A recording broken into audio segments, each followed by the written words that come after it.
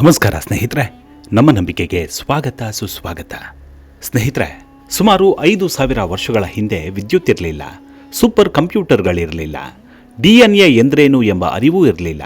ಆದರೆ ಆ ಕಾಲದ ಋಷಿಗಳು ಒಂದು ವಿಚಿತ್ರ ರಹಸ್ಯವನ್ನು ನಂಬಿದ್ರು.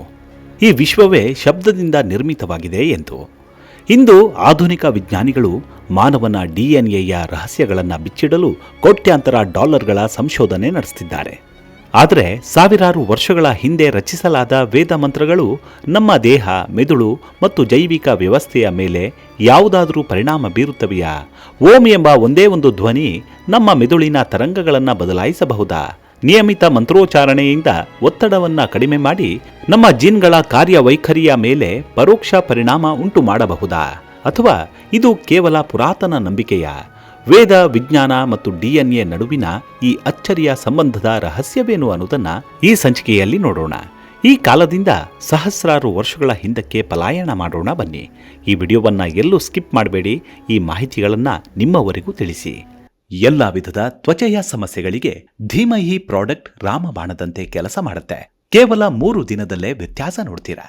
ಯಾವುದೇ ಅಡ್ಡ ಪರಿಣಾಮಗಳಿಲ್ಲ. ಕೆಮಿಕಲ್ ರಹಿತವಾದ 16 ನೈಸರ್ಗಿಕ ಪದಾರ್ಥಗಳ ಮಿಶ್ರಣದಿಂದ ತಯಾರಾದ 100% ಆರ್ಗ್ಯಾನಿಕ್ ಧೀಮಹಿ ಪ್ರಾಡಕ್ಟ್.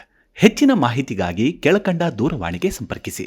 ಸ್ನೇಹಿತರೆ, ಹಾಗೆ ಒಂದು ಕ್ಷಣಕ್ಕೆ ಕಲ್ಪನೆ ಮಾಡಿಕೊಳ್ಳಿ.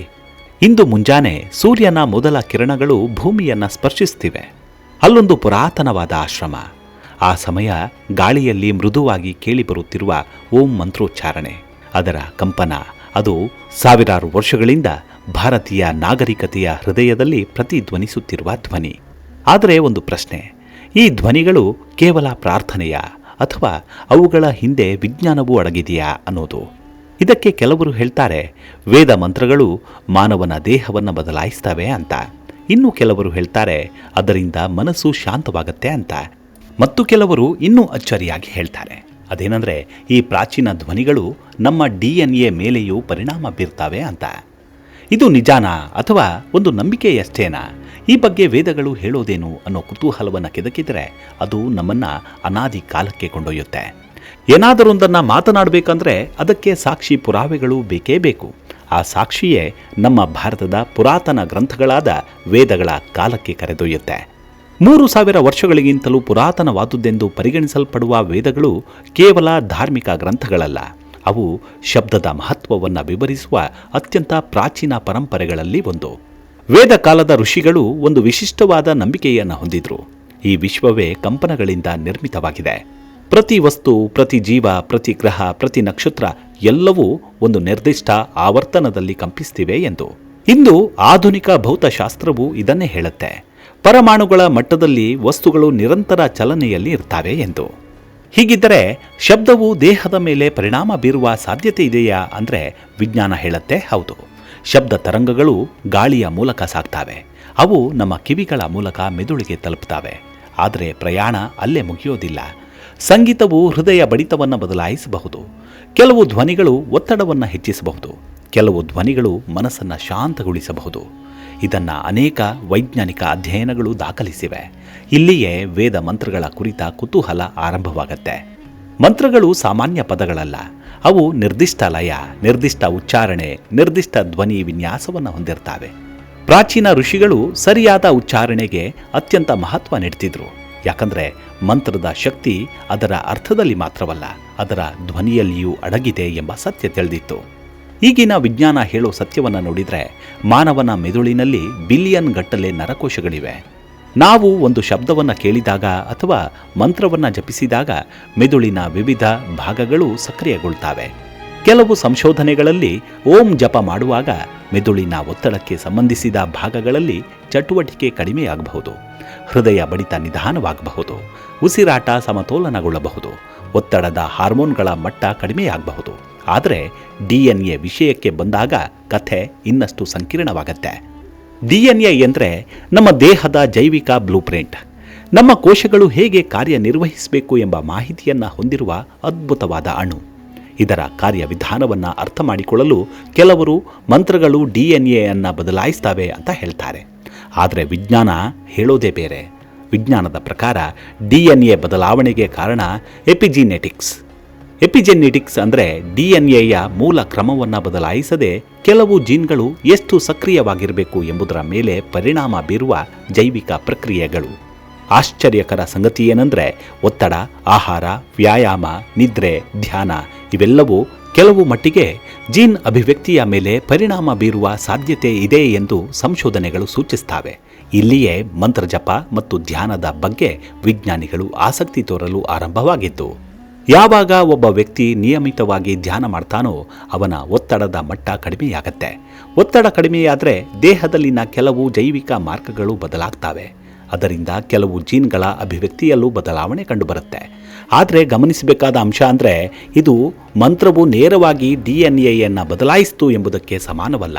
ಬದಲಿಗೆ ಮಂತ್ರ ಮನಸ್ಸಿನ ಸ್ಥಿತಿ, ದೈಹಿಕ ಪ್ರಕ್ರಿಯೆ, ಜೈವಿಕ ಪರಿಣಾಮ ಎಂಬ ಒಂದು ಪರೋಕ್ಷ ಸರಪಳಿಯಾಗಿರಬಹುದು. ಇದು ಇನ್ನೂ ಸಂಶೋಧನೆಯ ವಿಚಾರವಾಗಿ ಉಳಿದುಕೊಂಡಿದೆ.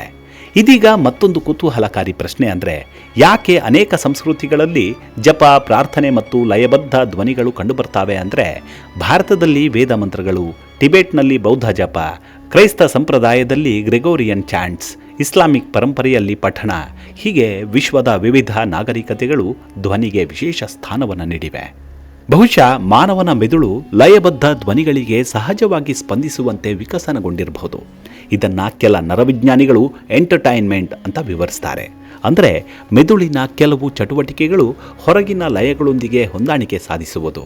ಈ ಕಾರಣದಿಂದಲೇ ಧ್ಯಾನ, ಜಪ ಮತ್ತು ಸಂಗೀತವು ಕೆಲವರಲ್ಲಿ ಆಳವಾದ ಶಾಂತಿಯ ಅನುಭವವನ್ನು ಉಂಟು ಮಾಡುತ್ತೆ. ಆದರೆ ಇಲ್ಲಿ ಒಂದು ಎಚ್ಚರಿಕೆ ಅಗತ್ಯ. ಇಂಟರ್ನೆಟ್ನಲ್ಲಿ ಅನೇಕ ಅತಿರಂಜಿತ ಹೇಳಿಕೆಗಳು ಕಂಡುಬರ್ತಾವೆ. ಅದೇನೆಂದರೆ ಒಂದು ಮಂತ್ರ ಕೇಳಿದರೆ DNA ಸಂಪೂರ್ಣ ಬದಲಾಗತ್ತೆ, ಒಂದು ಜಪದಿಂದ ಎಲ್ಲ ರೋಗಗಳು ಗುಣವಾಗ್ತವೆ ಎಂದು. ಇಂತಹ ಹೇಳಿಕೆಗಳಿಗೆ ವೈಜ್ಞಾನಿಕ ಸಾಕ್ಷ್ಯಗಳಿಲ್ಲ. ನಿಜವಾದ ವಿಜ್ಞಾನ ನಿಧಾನವಾಗಿ ಸಾಗತ್ತೆ, ಪ್ರಶ್ನೆ ಕೇಳುತ್ತೆ, ಪರೀಕ್ಷಿಸುತ್ತೆ, ಮತ್ತೆ ಪರಿಶೀಲಿಸುತ್ತೆ. ಅದಕ್ಕಾಗಿಯೇ ವಿಜ್ಞಾನಿಗಳು ಇನ್ನೂ ಈ ವಿಷಯವನ್ನು ಅಧ್ಯಯನ ಮಾಡುತ್ತಲೇ ಇದ್ದಾರೆ. ಆದರೆ ಒಂದು ಸಂಗತಿಯಂತೂ ಸ್ಪಷ್ಟ: ಮಂತ್ರಜಪ ಮತ್ತು ಧ್ಯಾನವು ಅನೇಕ ಜನರಿಗೆ ಮಾನಸಿಕ ಶಾಂತಿ, ಏಕಾಗ್ರತೆ ಮತ್ತು ಭಾವನಾತ್ಮಕ ಸಮತೋಲನವನ್ನು ನೀಡಬಹುದು. ಇದು ಸ್ವತಃ ಒಂದು ಮಹತ್ವದ ಪ್ರಯೋಜನ. ಬಹುಶಃ ವೇದಕಾಲದ ಋಷಿಗಳು ಸಾವಿರಾರು ವರ್ಷಗಳ ಹಿಂದೆ ಕಂಡುಹಿಡಿದದ್ದು DNA ರಹಸ್ಯವಲ್ಲ, ಮಾನವನ ಮನಸ್ಸಿನ ರಹಸ್ಯವಾಗಿರಬಹುದು.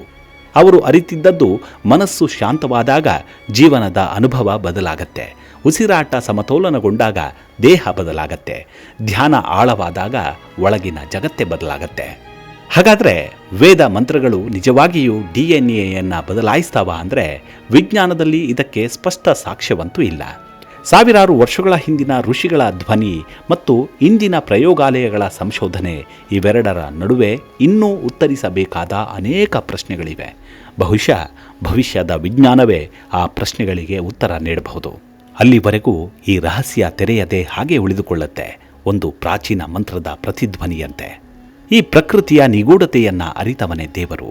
ದೇವರಾದ ಮನುಷ್ಯ ಮನುಷ್ಯನಂತೆ ವರ್ತಿಸಲಾರ ಅನ್ನೋ ಸತ್ಯವನ್ನು ಅರಿತಾಗಲೇ ಈ ಲೌಕಿಕ ಬದುಕಿಗೂ ಅಲೌಕಿಕ ಯಾನಕ್ಕೂ ಸಂಬಂಧ ಬೆಸೆದುಕೊಳ್ಳುತ್ತಾ ಹೋಗುತ್ತೆ. ಮುಂದಿನ ಸಂಚಿಕೆಯಲ್ಲಿ ಮತ್ತೆ ಸಿಗೋಣ. ಅಲ್ಲಿವರೆಗೂ ನಿಮ್ಮ ಆರೋಗ್ಯದ ಕಡೆ ಗಮನವಿರಲಿ. Take care. ನಮಸ್ಕಾರ.